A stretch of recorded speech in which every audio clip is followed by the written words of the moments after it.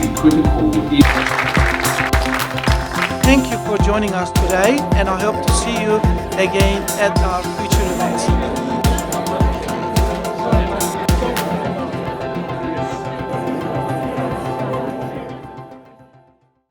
Good evening, everyone. My name is Professor Michael Quinlan, and I have the great privilege of being the Dean of the School of Law, Sydney, here at Notre Dame. In that capacity, it's my great pleasure to welcome all of you to tonight's important talk. The University of Notre Dame, Australia, acknowledges the traditional owners of the land on which this campus is located, the Gadigal people of the Aurora Nation, and pays respect to elders past, present and emerging, for they hold the knowledge, the traditions and culture of their people and their land. With so many important people here tonight, it's dangerous to single anyone out for specific mention, but I'd like to recognise the Honourable Barry Unsworth, former Premier of New South Wales, and my uncle Ahmet Polat, Executive Director of Affinity Intercultural Foundation. I call Ahmet uncle, not because of any family connection, I'm sure you're shocked to know that, but because he's part of the Australian family of religious believers committed to intercultural and interfaith dialogue and understanding, and to authentic tolerance and real diversity. I'd like to thank Uncle Ahmet and all at Affinity for everything that they do, and most particularly tonight for making it possible for Dr. John Paul to be with us to provide us with a Christian's perspective on the Islamic notion of service.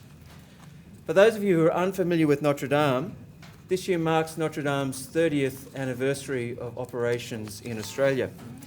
It's the oldest Catholic and the oldest private university in Australia, and it was established by an Act of the Western Australian Parliament.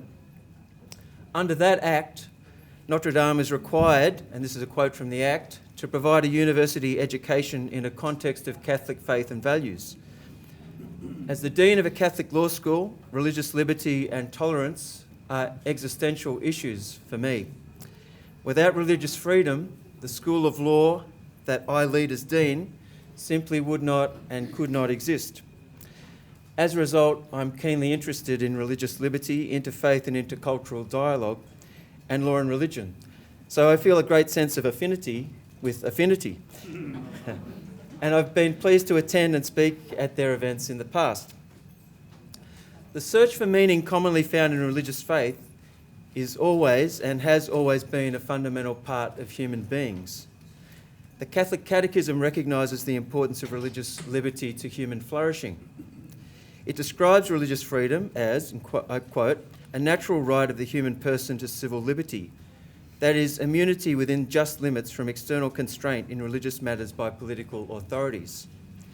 It argues, and again I quote, this natural right ought to be acknowledged in the juridical order of society in such a way that it constitutes a right.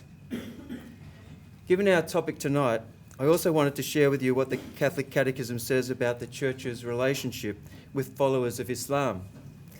Quoting from the dogmatic constitution on the Church, Lumen Gentium, the Catholic Catechism says, and this is a quote, "The place of salvation includes those who acknowledge the Creator, in the first place among whom are the Muslims. These profess to hold the faith of Abraham, and together with us they adore the one merciful God, mankind's judge on the last day." Ignorance of the motivations of religious people is one of the greatest threats to harmony in today's world, and it's a very significant issue in today's Australia. As Dr. Christian Brugger has correctly observed, in Australia there is an astonishing level of religious ignorance and oblivion. Religion, he says, is simply not in the daily categories of thinking. When mixed with fear, ignorance can quickly lead to hatred and to violence. For Australians to respect each other's faith requires knowledge, education, dialogue, and a real commitment to real religious freedom. This is the sort of work that Affinity is committed to. At Notre Dame, we also seek to contribute to this search for knowledge. You'll see on your chair some information about our annual Religious Liberty Lecture and our annual Religious Liberty Conference, which you're all very warmly welcome to attend. If you're interested in learning more about law and religion, you may be interested in the course that we run on that topic.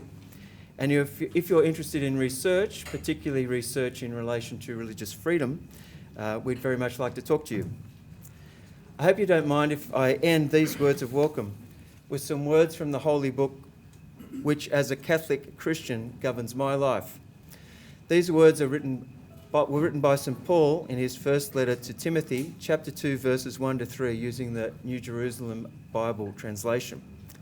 This is from St. Paul.